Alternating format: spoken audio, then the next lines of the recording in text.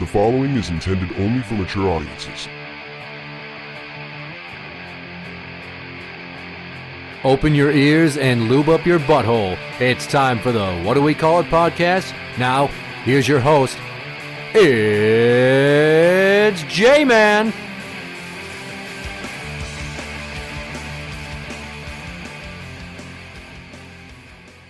Welcome to the What Do We Call It podcast. I'm Jmann. And I'm number one fan, Tim.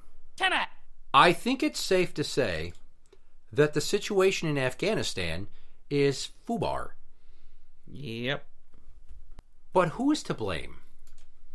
That's hard to say. What? Surprising to hear you say that.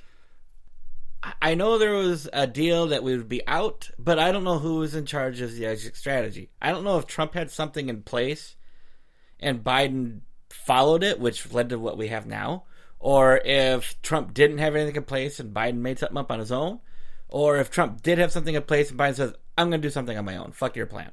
I don't know. Then I no matter what I've tried reading, I can't really get any answers as to that, other than to say government in general fucked up. People are very pissed that a lot of American allies and Americans got stranded there. Yeah, absolutely could have gotten them out, but you know, the current government decided no. Well, let's not forget the 13 Marines that died also. Not going to forget that, but rest in peace to them. They made the ultimate sacrifice. I will say it's refreshing that you didn't automatically play the Biden card, as I have been seeing people do left, right, and sideways in my Facebook feed. Holy shit. For the whole calamity?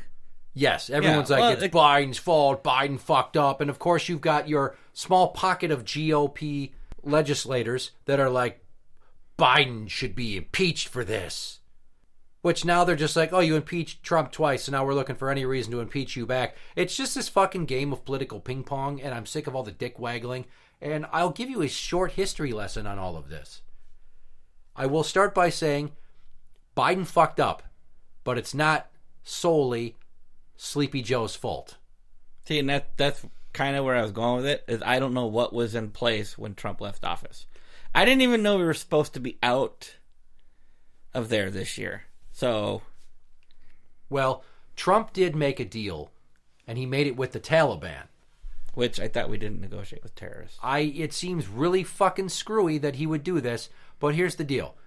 Trump made a deal with them that we were going to leave because he wanted to reduce our military presence overseas and bring the troops home. I'm cool with that, but when you sit there and make bargains with the Taliban, and most importantly, you put a fucking time frame on it. There's an expiration date on the deal. We'll be out by X day on the calendar. You now give them that much time specifically to start ramping up to prepare for life after your occupation. And once you are gone, they know they have the run of the place. Especially when all of a sudden we pull out in the middle of the fucking night like Biden had us do, and we leave the base and all that equipment. I mean, holy shit. That is where Biden went wrong. That's fucked up. They have all these military vehicles and guns, and I won't say that we haven't armed other governments in the past. But we've armed allies, not enemies. But then they don't stay allies, is the problem. That's happened, yes. We sell them weaponry to defend themselves, and then they use it against other governments, and we're like, whoops, which I believe is what happened way back in 1987 or so with Nicaragua. I also believe it had something to do with Saddam Hussein. Yeah, didn't we sell them a bunch of F-14s? Something of the like. I didn't go that far back. But then we didn't research. give them any more parts, and they can't. Those things needed repairs constantly, and eventually none of them could fly. I don't know, but the images of the Taliban flying Black Hawk helicopters over the landscape with single bodies hanging from nooses 60 feet above the ground last week was a very sobering image to me. I have seen some video images of U.S. soldiers dismantling equipment so it couldn't be used. And an article I saw attached to that video was the Taliban has been quoted as saying they felt betrayed by Biden when this equipment was found and it was destroyed. Gotcha, bitch! Well, we didn't owe it to them to leave behind functional guns and shit. So was there something that they knew that we wouldn't told? Like Biden's like, I'll just leave the stuff there, just let us get out. I don't know. You can have everything because I know we don't typically bring everything back with us. Typically, it gets loaded onto ships and it gets dumped in the ocean. Which is fucking terrible. Which is, yeah. Okay, let's just do that, right? Let's not save this $70 million tank. Let's bring it home. Use it here somewhere. Make it into a lawn ornament. Wow. Whatever happened, whether it be between Trump or Biden, and this is again where I support, somebody fucked up. But ultimately, who's in charge right now? Biden. Buck stops with him. He's the commander-in-chief. He makes the final call. It's what he says is what happens. Now, he's trying to blame everybody else but himself. He did say that he wished it had gone differently, which is not exactly like, my bad. But, again, Trump made the deal. And the deal was going to come to fruition while he was in his second term. That did not happen, so now Biden inherited it. He chose himself to stick with the plan, and he, I believe, only overshot the exit date by a couple of months. He tried to keep it as close to what Trump put in place as possible. I'm still shocked that Trump made a deal with the Taliban. But things have been fucked up in Afghanistan long before we were there, and we've been there since 2001. Oh, yeah, a long time ago. So who was president then? Bush. Bush Jr. So here's your timeline. War in Afghanistan began October 2001 under President Bush Jr., right? Within the first month of the conflict, he rejected an offer from the Taliban to hand over Osama bin Laden in exchange for the U.S. to stop bombing the country. In May of 2003, the Bush administration declared that major combat was over in Afghanistan. As time would show, this was exceptionally premature. Fast forward to Obama, who drastically ramped up America's troop presence in Afghanistan in 2009, a move that Biden opposed as vice president, interestingly enough. And in 2014, Obama shared a timeline to bring U.S. troops home by 2016. But the war was nowhere near finished, and U.S. troops remained in Afghanistan when Obama left office. So then Trump inherited it. And Trump promised to end these, quote, forever wars, so he relaxed the rules of engagement for airstrikes in Afghanistan in 2017. But under his watch, civilian casualties in the country rose 330% from 2016 to 2017. Oh, well. Whoops. Sorry, it's collateral damage. You should have seen the way they used to fight wars, children. It was always aimed at the civilians. Yeah. Just ask Japan. Oh, really? Or England from the Nazis. England from the Nazis. If you can demoralize the people of the country, supposedly it brings down their will to fight. I didn't see that happen in England, and I didn't see it happen in Japan. It was when they realized we had these new bombs out that they didn't have any clue about. That's when they're like, all right, let's just end this. Yeah, they just turned a bunch of us to glass, so let's just wave the white flag. Whoops, sorry, our bad. Anyways, so Biden announced a U.S. withdrawal from Afghanistan in April. Taliban continued to make gains across the country throughout the spring and into the summer. Why? Because they knew they had this timeline. So they knew that as soon as we were gone, they were going to take the fucking country back over. Biden claims there was no evidence to suggest that, but every intelligence report says they did. I don't even need intelligence reports. If you have people that want to change the governance of a nation with a coup, if they say they want to do it and they have the means to do it, they're going to fucking do it. They're not going to be like, well, sorry, we don't want to upset anybody, but we're trying to come here to kill you. Sorry for you. So basically, throughout the spring and summer, there was fears of an eventual takeover, and then Biden rejected the notion that it was inevitable that the Taliban would regain power. Massive underestimation. And he expressed confidence in the Afghan military when he should not have. Within a matter of weeks, the Taliban was back in control of Afghanistan, as we've seen, especially around Kabul. It took a matter of weeks. So there's no doubt that Biden and his advisors got much wrong about what would transpire in Afghanistan, but recent events are a product of years of poor decision-making by the U.S., like other empires before it. The U.S. has learned the hard way that no amount of military might and money can fundamentally change a complex country like Afghanistan. That country has always been in battle with that shit. That whole region. Now, I'm starting to remember something that a couple of my coworkers who were looking into this a lot, it was we were supposed to step down and draw out and everything like that, and that's what... But supposedly what happened is the support that we were supposed to give to the Afghan army and the Afghan government as far as military goes, meaning that drones were going to continue to fly missions and giving back imagery of where the Taliban was and all that. When they decided to pull out overnight, they did it with all the intelligence too. Like, boom, no more intelligence was being given to the Afghan army. No more support was being given to them. And if you don't know what the fuck's going on out in the field, it's pretty hard to run a war or even a battle. Or even a defensive. Yeah. So when Biden decided we're cutting everything, boom, midnight, everything done. Don't give them any more intelligence. We're pulling out. I'd say that's the biggest area where, yes, Biden fucked up. He should have continued to give them intel, to fly the drones, just get the military personnel, the combat stuff out of the ground. You can do that. You can give them intelligence and all that without being on the ground there. Okay, but going back to the Trump point that he negotiated this deal, here's the terms of the deal.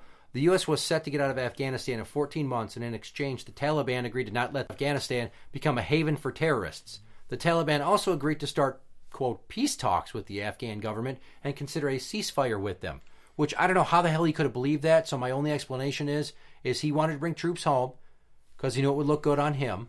He wanted to end the war because, honestly, I'm sick of us being the world's police. Yep. We don't need to do same that. thing. They can fucking fend for themselves. But I just don't think he gave a fuck. He's like, sure, yeah, I believe they'll do that. Well, it could also be this, just playing devil's advocate here. He probably believed they would keep their word because he figured he'd be in a second term and he could be there to strike right away if they broke it. Very true. But now Biden's in there and he's a pussy and he doesn't know what yesterday was, so he's not going to fight back. And the Taliban knows that. Agreed. It's even possible that they were like, we're not going to mess because we know Trump's a man of his word and he will kick our asses. But I don't know. That's why there's the whole no negotiating with terrorists thing. So then a few days ago, Lindsey Graham said the U.S. will be going back into Afghanistan. He thinks. With Biden in control, no. And Biden's like, I don't have any interest in that. I know how it looks. I know this is fucked. But I've made my decision and we're out and we're going to stay out. They can figure it out. He's trying to take the Taliban for their word, which doesn't mean anything. We know that. In government, you need to eat certain amounts of shit to get things accomplished. You have to compromise. But I think they're the wrong people to be compromising with because already there were questions about how they were going to treat women. And then there's the entire gay community in Afghanistan is fucking mortified. I've read like a handful of articles of individuals that were interviewed and they didn't even want to give their names, some of them. They were just going underground because they were openly gay. People know they're gay. They're hiding out because they're afraid they're going to be executed because per Sharia law, homosexuality is illegal and punishable by death. Well, I'll give you how they're going to treat women. Okay, so I saw a picture of a CNN female reporter that was over there on a Sunday before everything went to shit. She's got her hair exposed, everything like that. She's wearing makeup. The picture that they took of her the very next day is a screenshot from her news broadcast. She's got the freaking thing over her head. She's not wearing any makeup. You know, I mean, Can it's you like, see her face or is it just her eyes? You can see her face. But she was not wearing anything on her head. Now she's covering everything but her face. Yeah, she's got a burqa. Yeah, a burqa. That already there tells you, within one fucking day, how the women are going to get treated. Well, they say that they're not going to let things get so bad again and that women should not fear. There's a reason it was bad in the first place. They basically told people, go the fuck back to work. But in the past, and they're not calling this like a caliphate. They're not using words like that. But it seems like Sharia law light or diet Sharia is what they're trying to enforce. Again, though, we have no business over there. And the last part of this episode, I will get into why we don't need to give a shit. There's people that say, well, if you let them go back into power, there's going to be more terror attacks on America. Maybe. But we could fucking hold down Afghanistan. We could still be there right now and they could be planning another 9/11 for the anniversary of 9/11. Just us being there doesn't guarantee there's not going to be a terrorist attack on our soil. It doesn't mean it doesn't guarantee it. It doesn't. Exactly, because you have domesticated terrorism. You have people that suddenly are like, I sympathize with the Taliban. You had ISIS sympathizers that committed horrible acts. Now, I doubt anything's ever going to be to the scale of what 9/11 was ever again, because the infrastructure's there, both politically and law enforcement-wise, security in the airports. Intelligence-wise, they know what to look for now. So I don't see that happening again. But then I was talking to my mom the other day. She's like, well, you know, the Taliban's going to come here and commit terrorist attacks. They're going to come in through Mexico because Biden's opened our borders. I'm like, let me tell you one thing, Linda. Stop reading your fucking news from shit that your friends post on their Facebook feeds. You sound like an idiot. And if you really think that we're going to let a bunch of fucking terrorists sneak in here again, even if it's through a hole in the Mexican border, do you know how many goddamn drug cartels and immigration officers they have to get past? It's not just there's a hole in the wall where the Taliban sees it all and they come across the border and they fly some fucking planes. That's not going to happen. It's not. There will always be a threat of imminent mainland U.S. terror acts. But it doesn't have to be a foreign government. It doesn't have to be a terrorist group. It could be another fucking Timothy McVeigh with a bunch of his white supremacy dipshits that are anti-government. Talking to God on the one-way radio. We can stay the fuck out of Afghanistan. We don't need to keep trying to quell any uprisings since the Arab Spring began in 08-09. Mm-hmm. Like, all of that shit. Leave those fucking countries alone. We need to protect ourselves. If they really don't want to live like that, if the citizens there really don't want to live like that, they will find a way to oust the Taliban. All right? They will gather arms. They will fight back. We don't have to do it for them. It just is like my argument as to why I believe that we bring home our troops from overseas and we place them down in Mexico and we basically go after the cartels and the crooked cops and the crooked politicians. So we stabilize murder capital of the world, Mexico, and then it's safe again. And then the country thrives and the people stop fleeing there. And also, you can rebuild Mexico so they can be strong and sustain their own people and be a viable place for them to stay. It's a win-win. We help Mexico. They're directly on our fucking border. They're not across the goddamn ocean. Yeah. We're talking about you hop in some Humvees or you fly some C-130s and you drop some troops off with some vehicles and shit and you start hunting cartels. That benefits America right away, especially with all the violence spilling over into Texas. I don't have to give a shit about what goes on in Iraq and Iran. As long as they're not threatening us with nuclear warfare, I don't need to get involved in their affairs if I'm our government. We have other countries that need to fucking step up then if they're so concerned. Ones that share borders with countries that are border adjacent to these war zones. Yep, there's plenty of other countries out there that can do it. So while somebody laughed at me for saying this, the situation in Afghanistan is not the responsibility of a single administration. This took multiple presidents, almost 2 decades, to fuck up to completion. Mm-hmm. But they're just trying to do what was right at the time, and once you're out of office, you can't control things. So just let it be. We're out. Sorry that it was so fucky. Yes, we should have done things differently and supported the Afghani government, but it's already too late for that shit. So all we can do is just hope that things don't get so out of hand again. But unless they're threatening U.S. soil, we don't need to go in. Interact with the show on Twitter at What Do We Call It. That is at What Do We Call It. You can find us on Facebook at facebook.com/group/What Do We Call It podcast show. For the What Do We Call It podcast, I'm Jmann. And I'm number 1 fan Tim. And that's the end.